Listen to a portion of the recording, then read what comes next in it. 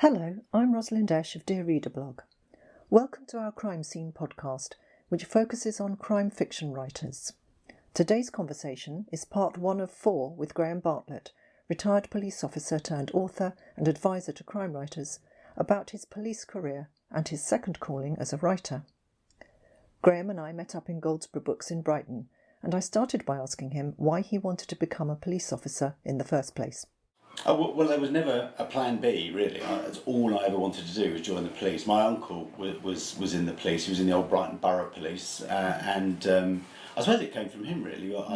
He used to come round to our house. He was a traffic police officer, had a fast car, and he used to go dashing off when the radio went. Oh God, that's exciting! And so it just kind of grew from there. My dad was a volunteer police officer, and there was never ever a plan B, and I think that worried my parents because same with any job, you're not necessarily going to get the first job you go to. And I said to them, well, if I don't get into Sussex Police, there's 42 other forces that I can try, and I will. And I was lucky I got into Sussex, but it was something I wanted to do. Something sounds a bit of a cliche, where I could help people, where I could make a difference. I didn't fancy the idea of being in an office, although that's obviously where I ended up when you get more senior.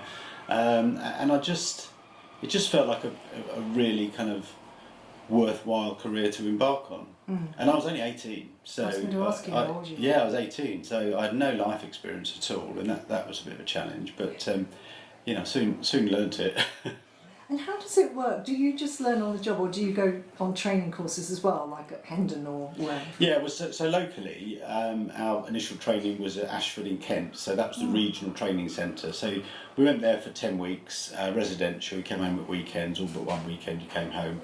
And then you come back to your force, a couple of weeks just kind of understanding the local procedures, and then you're onto your police division. And I was at Bognor Regis first of all. 18 and a half, wet behind the ears, out with a tutor constable. Wasn't allowed out on my own until I was 19, so I had a very, very long tutorship. But even that's young, isn't it? Yeah, no, it is. You can come up against anything. Well, that's right, but you do have to learn on your feet, really. I mean, you go on courses throughout your probation and throughout your whole career, but you do have to learn from how you do things. And I was, I was no size. I was very young. I was often walking the streets on a Saturday night in Bognor, with, knowing that my backup was quite some way away. And I knew straight away that I was never going to fight my way out of any situation, so I had to develop the kind of gift of the gab and just learn to sort of use humour and a very fast lips to get myself out of trouble. And did that work? Yeah, it did. Yeah. I never got assaulted in those kind of. In fact, it wasn't until a few years later I came down to Brighton I actually got assaulted, and that wasn't that serious. But I just I got abuse. I mean, people used to chant, "Does your mum know you're out?" and things like that as I was walking down the street. But I kind of laughed it off, really. I couldn't do anything else. There's no point in me sort of turning around and facing off a gang of 25-year-olds. I just kind of laugh it off and say, well, I'll phone her when I get to the next phone box and just let her know. So did you ever feel anxious, or were you quite confident? No, I thought there was I can't say it. Anxiety. I couldn't say it. Why couldn't I say it? There was, I did have anxiety at times. So, I think you'd be a bit strange if you were sort of going into a violent situation, or you were going to, you know that a shop's been broken into, and you're trying, you're going in to try and see if anyone's still in there. I think you'd be a bit odd if you didn't feel a little bit of fear.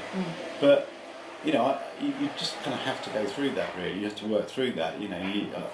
I remember my first tutor constable saying to me, that people call the police because there's no one else left to call. So if we don't do it, who else is going to? So you've got to step up. And that was kind of how I ran my career, and how I sort of, taught other officers as well as I went through. Okay. And so I've read that you went up every rank in the Sussex Police. Yeah. Which is very impressive. Very successful career. Yeah, well, I was every rank in Brighton and Hove. So Brighton and Hove has officers from police constable to a chief superintendent, and most people that arrived at the chief superintendent rank hadn't fulfilled every rank in Brighton and Hove. And I sort of darted in and out occasionally, but every rank I served at Brighton and Hove in some capacity. What was your favourite rank? I mean, what did you enjoy doing most? I think enjoyment-wise, probably Detective Sergeant. That's a great rank because you've got just enough seniority. It's a second tier, so you've got enough seniority to pick and choose a little bit of what you're going to do. But also you're low enough down the ranks to actually go out and do it. Once you get to inspector, certainly chief inspector, you're more or less office bound. And that's not that's not all admin. You're running big investigations. Yes. And I try and describe it as you're like a project manager, really. Particularly if you're a senior investigating officer on a murder. You're project managing so many strands to investigate that murder. You don't get out. But Detective Sergeant was a great job. I loved it, and I worked with some brilliant people in Brighton and in Hove at that rank. So you don't get out at all once you get up to a certain level, or can certain... I mean, this comes up in Peter's books, doesn't it? That Grace still likes to get out, be in the thick of it, but he's a detective superintendent. Yeah, and detective superintendents don't normally go out, but it's within their gift to go out if they want some fresh air or they want a bit of excitement. And Peter's built his whole series on the fact that Grace does that. In my book, Bad for Good, she does that once or twice. Which is kind of the norm, really. But you don't get out very often. But the pressures and the variety come in different forms. So if I was still in my previous job and there was a massive protest that was closing down Brighton and Hove, or a dynamic firearms incident or something like that, I'd probably be running that. I'd probably be in charge of that, but from the police station, because that's the best place for me to command from. Yeah. And some people prefer just to stay in response, don't they, their whole career, because they like the variety. And the excitement. Probably. And it's a very noble ambition to do that. So a lot of people say to me, but they've been a constable for 20 years, they can't be very good. Well, because it's quite the contrary. It's because they are very good at it and they enjoy it, and they're they can be role models as well for people coming through. I mean, we had an officer here in Brighton who she joined, I think, slightly before me, and she did 30 years 24/7 response, and never did anything else. And in the end, we put her up for Queen's Police Medal. She was in the either the birthday or the New Year's Honours List one year because of her dedication to frontline response. But also she was a role model particularly for women coming through, and sort of dealing with all of the pressures that were kind of particularly around in the 80s and 90s. She was great for that. What can you think of some of the major changes you experienced in your career? Some good and some bad. Yeah, I mean, good. I mean, the forensics, have just changed beyond all recognition. There was no DNA. Well, there's always been DNA, obviously, but there was no DNA. Wasn't an investigative tool. It hadn't even been discovered when I joined the police in '83. Certainly not investigatively. So you kind of had fingerprints and blood grouping, and that was it, really. So that was a huge change. Technology, the ability to, surveillance used to be sticking people behind somebody and following them around. Now there's a bit of that, but most of it is technical because the way in which the world is, and the phones and CCTV and all kind of data sources. In your car, you've got telematics in your car, all those sorts of things. So technology has made things not easier so much, but certainly it's given greater opportunities to be able to catch people. I think that the negatives. I can talk about the police numbers and the cuts and such like, which but I think there is there's a lack of respect for the police now. I think it's not just the police that suffer. I think some people seem to think that because they know a little bit about a profession, be that being a police officer, a journalist, a politician, they're entitled to portray that they know everything. So criticism comes much quicker. There's not much empathy for the police nowadays. I was talking to somebody the other day who was making quite a difficult arrest in a shopping centre, and they managed to get the chap restrained in the end. And he said that he was just surrounded by people taking on their phones, taking video of it. No one coming to help. And I certainly remember, my young days. Not just me, because I was looked like a kid, but with other people, you quite often get members of the public coming in and just helping you hold somebody while you've got the handcuffs on. Yeah. Why do you think that is? Is this a general sort of malaise about authority, or what is it about? Is it because of high-profile cases in the media about the Met or wherever there's some corruption or something? Yeah, I think there's a lot of that. I think people have lost a lot of respect for the police because of some of the dreadful things that individual officers have done, and in some cases cultures within particular forces. So there's not that there's not that unconditional sort of respect that there used to be. But the way these things are reported, it leads people to believe that is the norm, and I genuinely don't think it's the norm. I wanted to ask you about that, because people do talk as if the whole of the police force is bad in some way because of some individuals, like at Charing Cross. But it's not like that. There are thousands of police officers. They're not all going to be like that. No, they're not. And I was when I was here in Brighton and Hove, I had about 600 officers on my division, and I think about 300 or 400 civilian, and I was proud of every single one of them. I really was, and the odd one or two that erred. I remember, people coming to us, and I say us, myself, who was the command. So it's a big thing to come to me, even though I'm kind of quite a warm and friendly person, I hope. But it's still a big thing to come to me, and they would say, that they would make a complaint about a fellow officer who they thought had used excess force, or who was who was cheating the system in some way. So the police officers despise officers that are corrupt or violent or bullies as much as the public do. Yes. And will do everything to root them out. It's a shame then, isn't it, that this is the public image of the police at the moment. I mean, what do you think can be done about it, if anything? I think it's down to policing really to kind of show that it's not that, and actually in the main it never was that. Everybody joins the police at least to do good, to be fair, and to be equitable, and to treat people well. Some people veer from that at some stage, but very very few. So it's up to the police, I think, to show that they've changed, and certainly some of the things that are going on in London at the moment. You have to kind of question how long that can take, how long those opinions will take to change, and how much kind of proof needs to happen. I think it's seismic.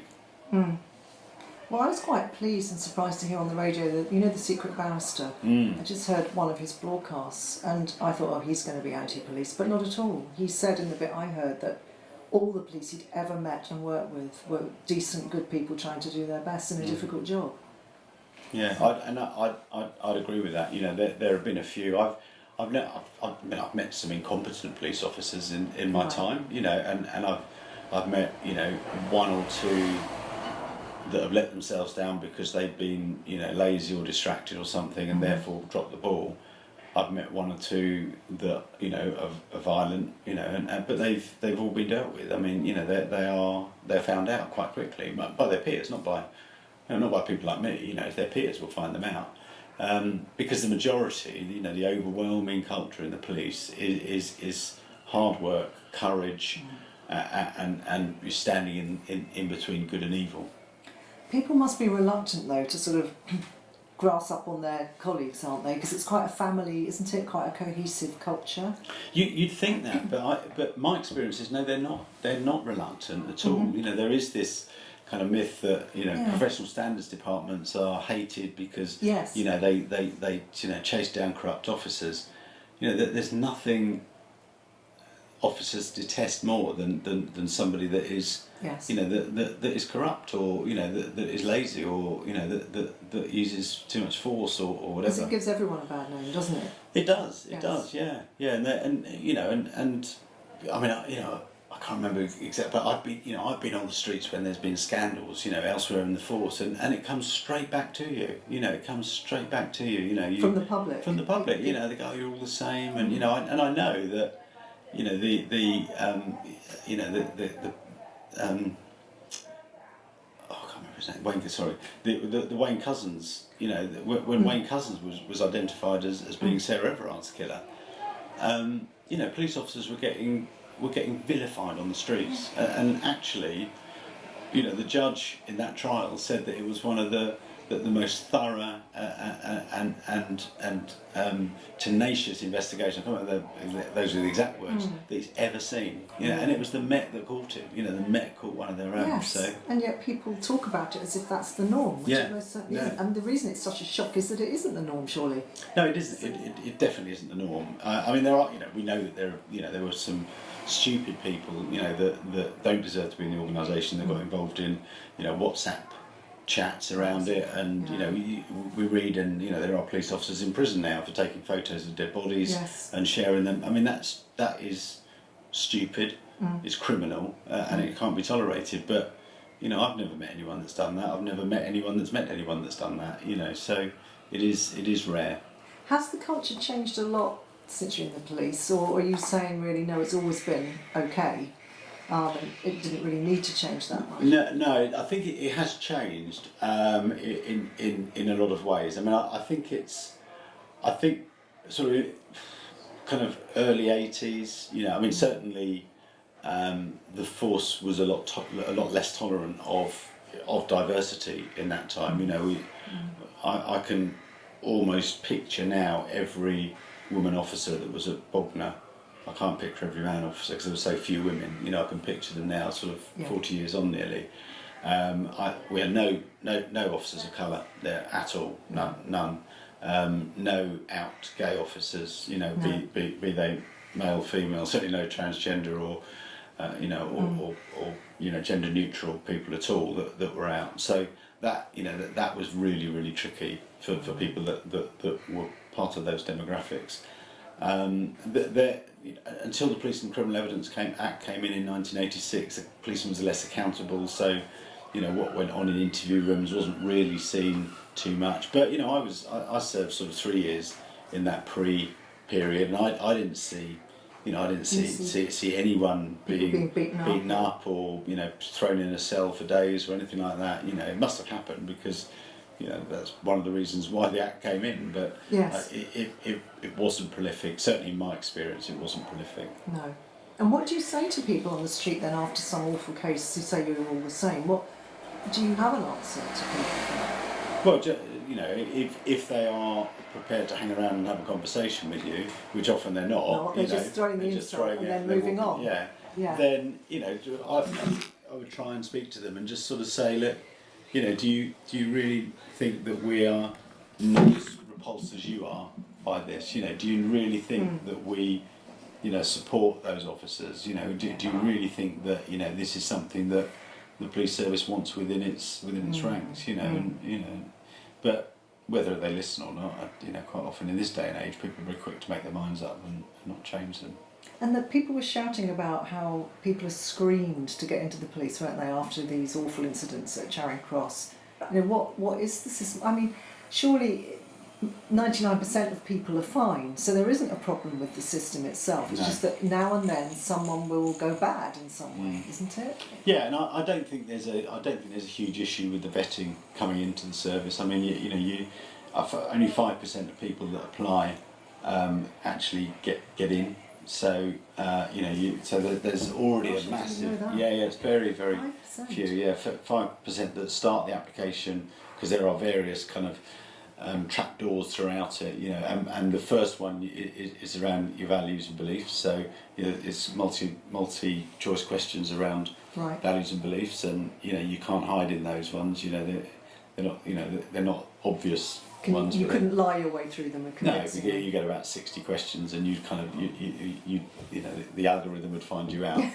And then those that do get in, a proportion of those don't get through their first 2 years. Not a huge proportion, because they obviously the police want to keep them, but I think I think there's a lot at that early end is what I'm trying to say. I think so. You've got a lot of vetting, a lot of scrutiny for the first 2 years, and I think the cultures that we see and that are reported in places like Charing Cross just kind of develop over a long period of time, and it's almost kind of having the systems and the abilities and the right people to be able to spot when things are starting to get out of hand, and that's a leadership issue. That is a leadership issue. There's no question about that.